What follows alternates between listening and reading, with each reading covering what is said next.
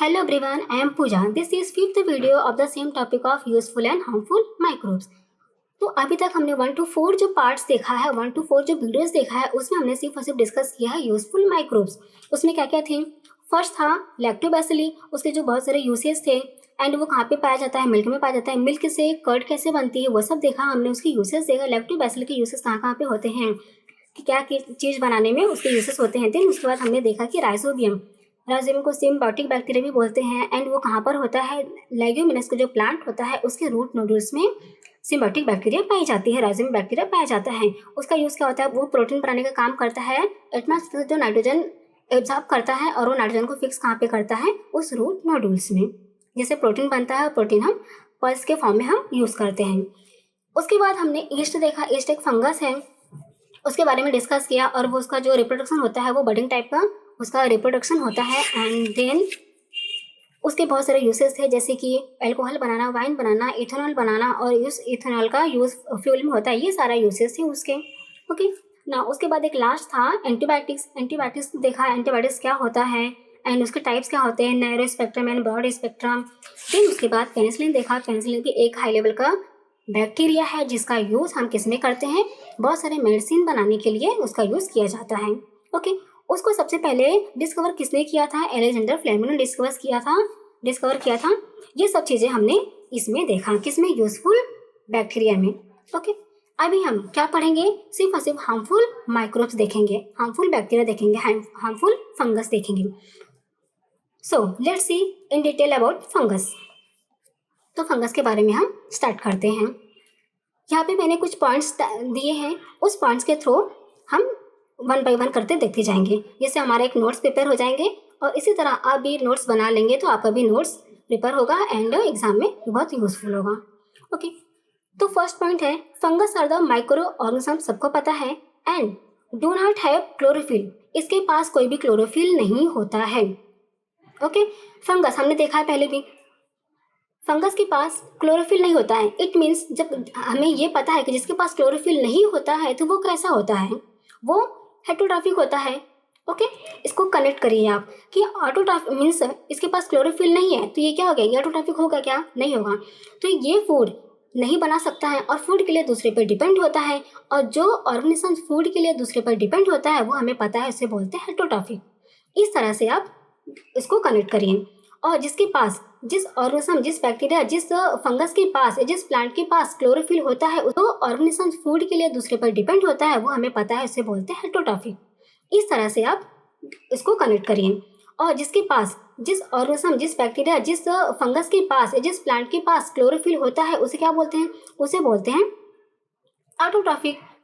Okay, और वो food अपना खुद प्रिपेयर कर सकता है। तो समझ में आ गया ये ना। चलिए अब एक डायग्राम के थ्रू हमें डिस्कस करते हैं कि इसमें इसके फंगस कैसे फंक्शन वगैरह कैसे एक्सप्रेस होते हैं, कैसे शो करता है, कैसे परफॉर्म करता है ये।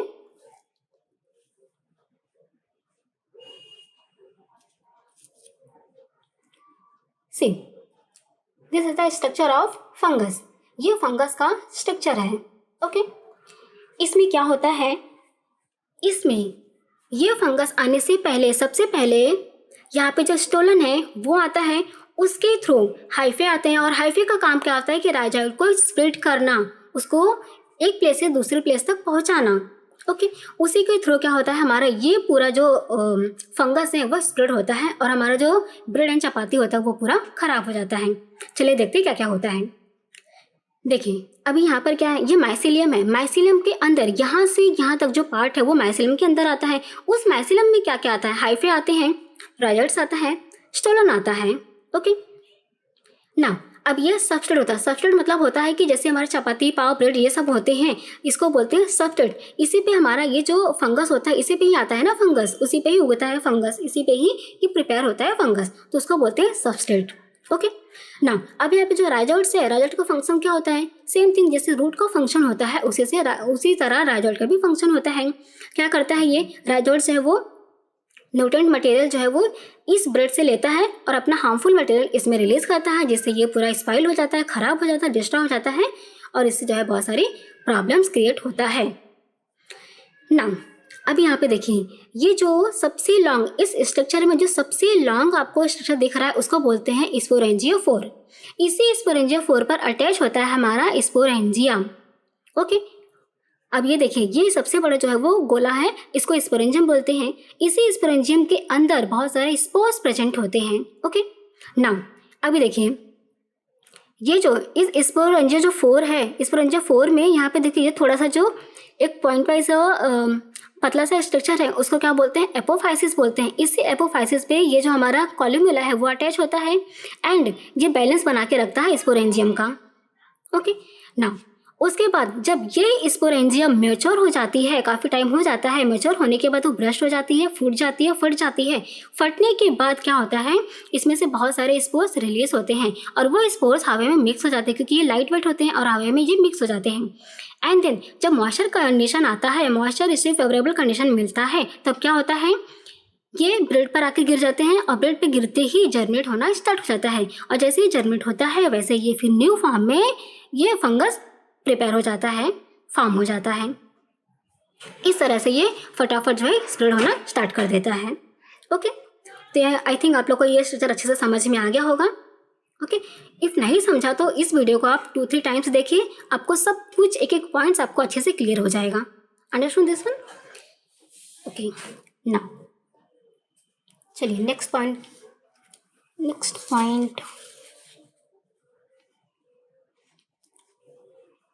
Second, microscopic spores of fungi are present in the air. हमें पता है, हमने यहाँ पे स्ट्रक्चर में हमने डिस्कस किया है कि ये जो है इसके जो स्पोर्स होते हैं वो एयर में प्रेजेंट हो जाते हैं और जब इसे मॉइस्चर कंडीशन मिलता है, तब क्या होता है, ये जर्मिनेट होना शुरू कर देते हैं। इसके स्पोर्स जर्मिनेट होना स्टार्ट कर देते हैं और ये होता किस पे है, leather, wooden items and gunny bags. जो वुडन आइटम्स होते हैं और जो लेदर होते हैं, जैसे लेदर की जो हमारे शूज़ होते हैं या फिर बेल्ट होते हैं, उसमें ये सारी चीज़ें आती हैं, उसमें फंगस वगैरह आते हैं। कब? मोस्टली ये जो है रेनी सीजन में आता है, क्योंकि रेनी सीजन में एयर में एटमॉस्फेयर प्रेजेंट होता है, सो दैट ये सारा फंगस जो है ज़्यादा करके रेनी सीजन में ही आता है। Okay, next third point, the fungal हाइपे goes deep into the product and absorb nutrient. हमें पता है, यहाँ पे डिस्कस किया है कि ये जो फंगस होता है ये क्या करता है, ये सपोज ये ब्रेड है, इस ब्रेड के अंदर क्या है, न्यूट्रिएंट है और ये न्यूट्रिएंट को क्या करता है, एब्जॉर्ब करता है, क्योंकि किसी भी फंगस, किसी भी चीज़ को सर्वाइव करने के लिए उसे न्यूट्रिएंट चाहिए होता है।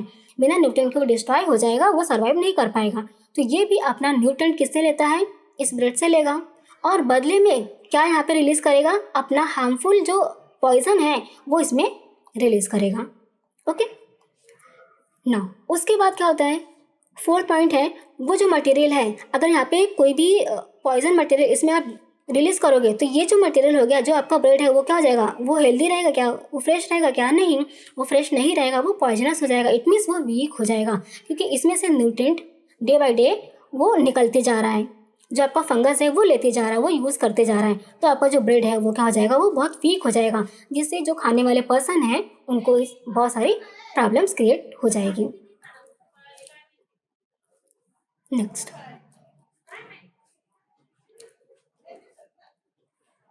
Various species of fungus. यहाँ पे देखिए बहुत सारे टाइप्स के फंगस होते हैं। There are so many species of fungus. Fungus की बहुत सारी स्पेसीज होती हैं, बहुत सी वेराइटीज होती हैं। Okay, now there are 2 types of fungus, एक तो एडिबल होता है, एक नॉन एडिबल होता है। जो एडिबल होता है वो हम खाते हैं। ओके, जैसे मार्केट वगैरह में जो खाते हैं एज ए वेजिटेबल, वो होता है एडिबल होता है। ओके, वो फंगस कैसे होता है, वो एडिबल होता है। अच्छा, नॉन एडिबल होता है, वो उसमें क्या होता है, पॉइजनस होता है। वो जंगल वगैरह में जो बहुत सारी फालतू के जो ट्रीज होते हैं उसके ऊपर जो है ये, उसके रूट पे या फिर उसके ऊपर जो है स्टम्प पे, जो उसका स्टंक होता है उस पर वो आ जाता है ये फंगस। और आपने मशरूम का नाम सुना है, मशरूम भी क्या है, एक फंगस है। ओके, मशरूम भी एक फंगस है और वो मशरूम जो है एक एडिबल होता है, एक नॉन एडिबल होता है। एडिबल तो हम खा लेते हैं और जो नॉन एडिबल होता है वो पॉइजनस टाइप का होता है। वो खाएंगे तो हमें डेथ भी हो सकती है, या फिर अगर डेथ नहीं हुई तो बहुत सारी चीज़ से हमको सफ़र करना पड़ जाता है। Okay, now see the images. यहाँ पर एक इमेजेस दिया हुआ है, एक इमेज है जिसमें आपको मशरूम शो हो रहा है कि इस टाइप का मशरूम होता है, और एक सेकंड इमेज है जिसमें कि आपको उसका पूरा स्ट्रक्चर परफॉर्म हो रहा है कि वो उसमें क्या क्या चीज़ें होती हैं। यहाँ पर देखिए, इस मशरूम के ऊपर एक स्ट्रक्चर है जो अपर लेयर है, उसको कैप बोलते हैं, जो अम्ब्रेला टाइप होता है। ओके, उसके नीचे क्या होता है, बहुत सारे रेशेस होते हैं जिसको हम लोग क्या बोलते हैं, गिल्स बोलते हैं, और उसी गिल्स में बहुत सारे स्पोर्स प्रेजेंट होते हैं। ओके ना, उसके बाद जिसपे वो जो हमारा अम्ब्रेला है, जो हमारा कैप है, वो किस पे अटैच होता है, एक लॉन्ग स्ट्रक्चर होता है जिसके बीच में एक कॉलर लाइक स्ट्रक्चर होता है जिसको बोलते हैं रिंग। ओके ना, उसके बाद जो जो पार्ट सबस्ट्रेट से अटैच होता है उसको क्या बोलते हैं, ओल्वा। ये जो है स्ट्रक्चर किसका हो गया, मशरूम का स्ट्रक्चर हो गया। ओके, और उसके नीचे क्या है, माइसिलियम है। माइसिलियम में हाइफे एंड राइजोट्स प्रेजेंट होते हैं। ये सब आपको मैंने पहले ही बता दिया है। सेम इसी के जैसे ही जैसे मैंने ये स्ट्रक्चर बताया है, ये वाला जो स्ट्रक्चर है उसी के जैसे वो भी होता है। ओके, तो आई थिंक आप लोग को ये समझ में आ गया होगा। चलिए आगे देखते हैं। वेरियस जो स्पेसिस होते हैं वो किस पे, वो फूड आइटम्स पे ग्रो होते हैं, जैसे कि पिकल्स हो गया, मुरब्बा हो गया, जैम हो गया, सॉस हो गया, चटनीस हो गई। ये सारे चीज़ हैं, ये जैसे ही इसमें मॉइस्चर आते हैं वैसे ये चीज़ ख़राब हो जाते हैं। ख़राब का मतलब क्या होता है कि उसमें एक वाइट वाइट सी लेयर या फिर ब्राउनिश लेयर आ जाती है, जिससे हम बोलते हैं कि ये ख़राब हो गई, ये पिकल्स ख़राब हो गया, अब खाने लायक नहीं रह गया।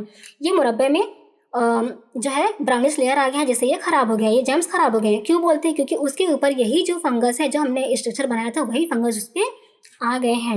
और वो फंगस कैसे आते हैं, मॉइस्चर से आते हैं, क्योंकि मॉइस्चर आने पे ही उसके स्पोर्स जर्मेट होते हैं और बहुत सारी चीज़ें उस पर परफॉर्म होना शुरू कर देता है। ओके, इस तरह से वो जो चीज़ें हैं, पिकल्स वगैरह हैं, वो ख़राब हो जाते हैं। Next, fungi reproduce by the spores. पता है हमें, हमने बताया है कि जो इसके स्पोर्स हैं, स्पोर्स ही उसको जर्मेट करता है। जर्मेट मतलब उसको रिप्रोड्यूस करता है, मीन्स ये जो स्पोर्स है वो और फंजाई के फॉर्म में उसको प्रोड्यूस करता है। इसको बोलते हैं रिप्रोड्यूस करना। ओके,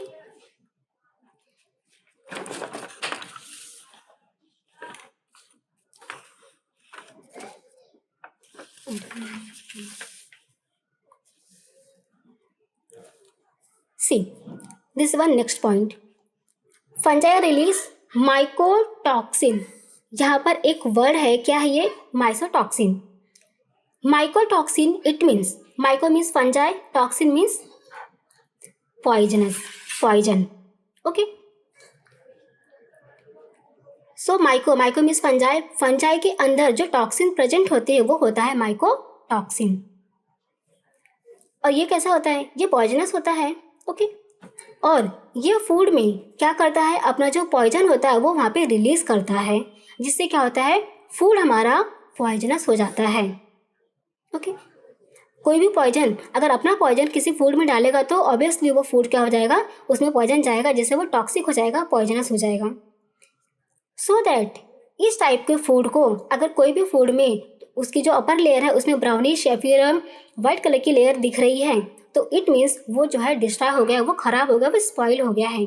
उस टाइप के फूड को कभी खाना नहीं चाहिए, उससे हमें बहुत सारी प्रॉब्लम्स क्रिएट हो सकती हैं, बहुत सारी चीज़ों से हमें सफ़र करना पड़ सकता है। ओके, आई होप आप लोगों को अच्छे से समझ में आ गया होगा कि क्या होता है ये हार्मफुल बैक्टीरिया। इसके आगे के पॉइंट्स भी हैं जिसे हम नेक्स्ट वीडियो में डिस्कस करेंगे। Okay, thank you so much, bye bye.